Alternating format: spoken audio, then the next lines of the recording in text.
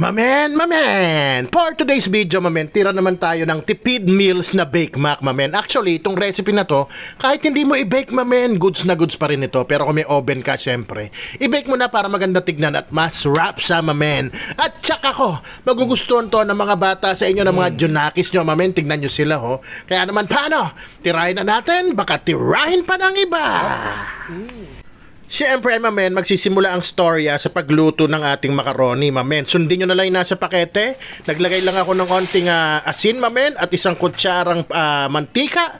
At sundin natin kung gaano katagal sa pakete, mamen. Kung gusto nyo ng medyo al dente, bawasin nyo ng isang minuto para medyo makunat-kunat siya, mamen. Tapos banlawan nyo yon, i-reserve nyo yung pasta water. At dito, same pan, na carbon pan, mamen. Dito na tayo magigisa ng sibuyas at bawang, mamen. Simpleng-simple lang to, napakadali gayahin. At syempre, rapsang rapsa pa rin. Ika ko nga, matutuwa ang kids nyo dito. Ay, ang gamit kong corned beef, mamen, medyo imported, pasensya na. Pero kahit anong corned beef, pwede dyan. Kasi naman, tagal-tagal na ito sa stante namin, tinitipid kasi imported. Kaysa ma-expire, mamen. Yan ay isama natin. Actually, medyo marami yan. Kaya naman, titira ko ng onting pampo dyan mamaya. Ayan, set, lagyan natin ng paminta, mamen. Season na natin. At diretso gisa pa rin. Masarap dyan yung medyo matutusta ng bagya yung iba. Ayan, pakupit lang na mga 3 kutsara, mamen, pampu. Ayan, tas diretso gisa lang at maya-maya lang ilagay na natin tong spaghetti sauce. Huwag nyo na pahirapan sarili nyo. Marami namang nabibiling luturan na spaghetti sauce dyan o ready-made na. At saka nilagyan ko ng onting nor seasoning, mga 3 pindot, 3 taktak, mamen, at nilagyan ko ng pasta water. Bakit pasta water? Kasi may starch na yun, mamen, nagpapalapot na rin ang bahagya.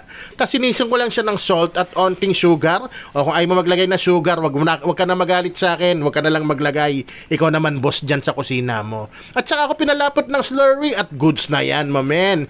Ihalo na rin na kagad natin yung macaroni para dire-diretso na. Wala nang arte-arte, rekta-rekta merienda na to, mamen. O, pagkahalo, set aside nyo yan, banlawan nyo yung pan at gagawa tayo ng white sauce. Magsisimula yan sa butter or margarine, mamen.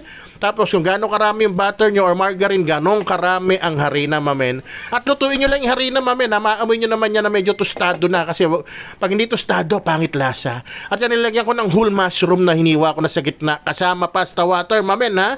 Parang bechamel to na may pasta water. At yan, lalagyan ko ng isang buong lata, yung malaki, ng evap, mamen. So, naging bechamel sauce na siya. Wow! Bechamel! 5 mother sauces, mamen, ang tawag dyan. At halo-halo lang, huwag niyo pakukuluin ng todo. Kasi, magka-curdle. At nilagyan ko ng keso. So, yung bechamel natin, naging mornay. At season yun ng asin, mamen. Goods na yan. O, plato na natin yan. O, lagay na natin tong ating macaroni with red sauce. At lagay natin yung ating white sauce. Sabi ko nga, goods na yan kahit di mo i-bake. Pag binake mo, masarap sa yan. Sakto, may oven sa likod ko. Isalang natin, mamen, sa 250 degrees hanggang maluto lang siya. Wala pang 10 minutes yan kasi luto na naman yan. Tinusta ko lang yung white sauce niya, mamen, na may keso para masarap sa. Ayan na nga, mamen, ilalabas ko na yan. Ganun lang kabilis. Inabot lang na 7 minutes, mamen. Ayan na. O paano?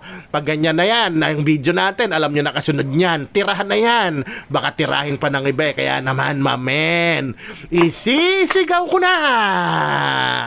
Ayan, Diyos ko. Rapsa. Men, pashare naman ang video kung natuwa ka.